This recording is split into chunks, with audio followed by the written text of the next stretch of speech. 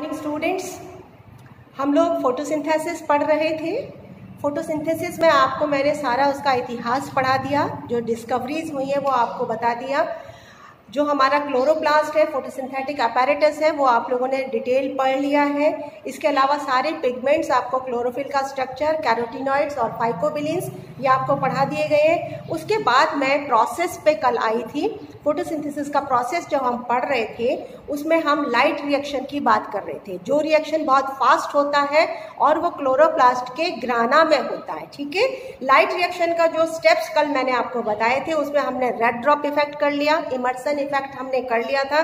मैंने बताए थे कि दो तरीके के पिगमेंट सिस्टम होते हैं, पिगमेंट सिस्टम 1 और 2 हमने कर लिया था। अब हम जो करने जा रहे हैं आज, ये हम करेंगे फोटोफॉस्फोराइलेशन। फोटो का मतलब होता है लाइट और फॉस्फोराइलेशन का मतलब होता है लाइट की मौजूदगी में एटीपी का निर्माण। ठीक है, तो लाइट की मौजूदगी में जो एटीपी का निर्माण होता है उसको हम कहते हैं फोटोफॉस्फोराइलेशन। ये आपके कोर्स में दो प्रकार के हैं, नॉन साइक्लिक और साइक्लिक। तो नॉन साइक्लिक मैं आपको बता रही हूँ, इसका मतलब नॉन साइक्लिक क्या है वो भी आपको समझ में आएगा। ये जो आपको डायग्रामेटिक रिप्रेजेंटेशन यहाँ दिख रहा है, इसको जेड स्कीम के नाम से भी जाना जाता है। ठीक है, इस पूरे साइकिल में आप देखोगे कि एटीपी का निर्माण हो रहा है दो जगह पे इसमें एटीपी का निर्माण होता है। और वो एटीपी चूंकि लाइट की मौजूदगी में हो रही है, इसलिए इसको हम कहते हैं फोटोफॉस्फोराइलेशन। देखिए क्या होता है, स्टार्टिंग होती है पिगमेंट सिस्टम 2 से। ये पिगमेंट सिस्टम 2 है, ये पिगमेंट सिस्टम 1 है। दोनों के दोनों सिस्टम क्लोरोप्लास्ट के ग्राना में मौजूद है। अब देखिए यहाँ पे क्लोरोफिल का जो मॉलिक्यूल है उसका नाम है P680। क्लोरोफिल मॉलिक्यूल P680 कम वेवलेंथ वाली लाइट को एब्जॉर्ब करता है, 673 मिली माइक्रोन की लाइट को एब्जॉर्ब कर रहा है। ठीक है, जब भी क्लोरोफिल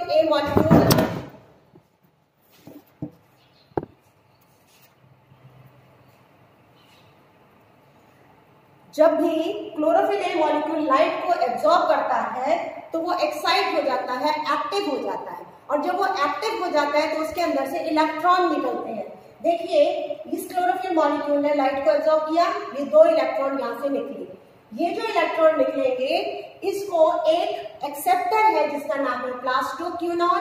वो प्लास्टोक्यूनॉन इस इलेक्ट्रॉन, दोनों इलेक्ट्रॉन को एक्सेप्ट करता है। एक्सेप्ट करने के बाद में फिर वो ट्रांसफर कर देता है अगले कैरियर को। अगला कैरियर है प्लास्टोसाइनिन। अब इन इलेक्ट्रॉन्स को कौन एक्सेप्ट कर लेता है, प्लास्टोसाइनिन। ये इलेक्ट्रॉन फिर प्लास्टोसाइनिन से आगे चल के पिगमेंट सिस्टम 1 में पहुंच जाते हैं। पिगमेंट सिस्टम 1 में जब ये इलेक्ट्रॉन पहुंचते हैं, साथ में वहां पे क्लोरोफिल का दूसरा P700 भी मौजूद है। ये P700 कौन सी वेवलेंथ को एब्जॉर्ब कर रहा है, 683 मिली माइक्रोन की वेवलेंथ को एब्जॉर्ब कर रहा है। ये खुद भी एक्साइट होता है और इलेक्ट्रॉन यहाँ से भी निकलते हैं।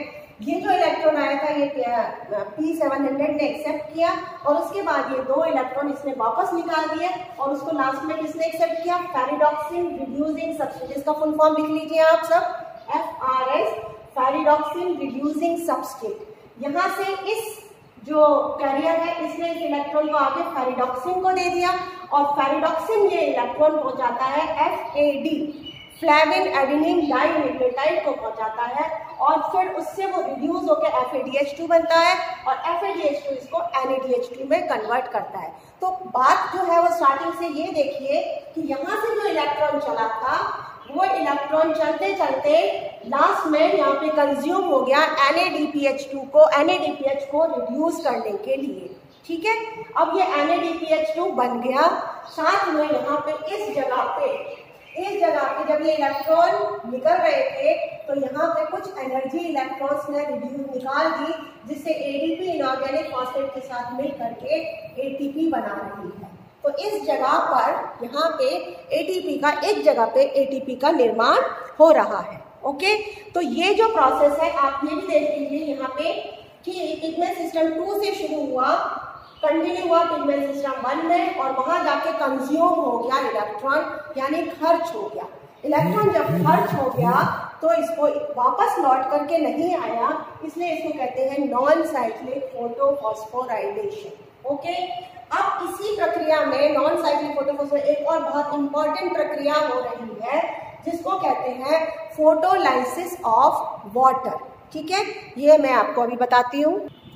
तो ये जो क्रम है पूरा का पूरा जेड स्किंग या नॉन साइक्लिक फोटोफॉस्फोराइलेशन में, इसकी शुरुआत कहाँ से हुई? पिगमेंट सिस्टम 2 से, और पिगमेंट सिस्टम 2 के बाद इलेक्ट्रॉन कहाँ पहुंचा? पिगमेंट सिस्टम 1 में, और पिगमेंट सिस्टम 1 के बाद लास्ट में इसने क्या बनाया? NADPH2, और बीच में एक जगह पे क्या बनी? ATP। इसके साथ ही स्टार्टिंग में यहाँ पे पिगमेंट सिस्टम 2 से शुरुआत हो रही है और लाइट को एब्जॉर्ब कर रहा है क्लोरोफिल मॉलिक्यूल कौन सा? P680, जो कि कम वेवलेंथ की लाइट को एब्जॉर्ब करता है और वेवलेंथ है 673 मिली माइक्रोन। इसी स्थान पर एक बहुत ही इंपॉर्टेंट प्रक्रिया होती है जिसको कहते हैं फोटोलाइसिस ऑफ वाटर। इसको हम हिल रिएक्शन के नाम से भी जानते हैं, क्योंकि ये रॉबर्ट हिल ने इसको दिया था, इसलिए इसको हम हिल रिएक्शन भी कहते हैं। और इसमें क्या होता है? इसी स्थान पे हम कहते हैं फोटोसिंथेसिस के दौरान वाटर मॉलिक्यूल भी यूज होते हैं। ये दो वाटर मॉलिक्यूल ब्रेक होंगे एक चक्र में, नॉन साइक्लिक फोटोफॉस्फोराइलेशन के एक चक्र में दो वाटर मॉलिक्यूल टूटते हैं। किसमें? फोटोलाइसिस यानी लाइट की मौजूदगी में। किसमें टूटते हैं? 2H+ and 2OH-। और ये जो दो OH- है ये पुनः क्या करते हैं? ब्रेक करके एक वाटर मॉलिक्यूल और हाफ ऑक्सीजन मॉलिक्यूल देते हैं प्लस 2 इलेक्ट्रॉन। शुरू में मैंने आपको बताया था ये 2 इलेक्ट्रॉन निकले, जब हाफ ऑक्सीजन और बनेगा तो 2 इलेक्ट्रॉन और निकलेंगे, तो कुल मिला के 4 इलेक्ट्रॉन्स निकलते हैं एक ऑक्सीजन मॉलिक्यूल को रिलीज करने के लिए। ये मैं आपको बता चुकी हूँ। तो अब टोटल और 4 इलेक्ट्रॉन्स के लिए हमें 8 क्वांटम लाइट चाहिए, यानी एक ऑक्सीजन मॉलिक्यूल को रिलीज करने के लिए 8 क्वांटा लाइट चाहिए। और उस प्रोसेस में 4 इलेक्ट्रॉन कुल मिला के निकलते हैं, या 4 इलेक्ट्रॉन को मूव करने के लिए 8 क्वांटम लाइट चाहिए होती है, जिससे एक ऑक्सीजन मॉलिक्यूल निकल के आता है। ये प्रक्रिया बहुत इंपॉर्टेंट है। ये नॉन साइक्लिक फोटोफॉस्फोराइलेशन में भी होती है, और नॉन साइक्लिक फोटोफॉस्फोराइलेशन में जब ये प्रक्रिया होती है, उस प्रक्रिया के दौरान वातावरण में क्या निकल के बाहर आती है? ऑक्सीजन। और ये ऑक्सीजन किससे निकल रही है? वाटर से। यहाँ कहीं भी CO2 से ऑक्सीजन नहीं निकल रही है, ये पानी के ब्रेकडाउन से ऑक्सीजन निकलती है। जो नॉन साइक्लिक फोटोफॉस्फोराइलेशन में 3 प्रक्रिया हो रही है। ATP बन रही है, NADH2 बन रहा है, और पानी का ब्रेकडाउन होकर ऑक्सीजन निकल रही है।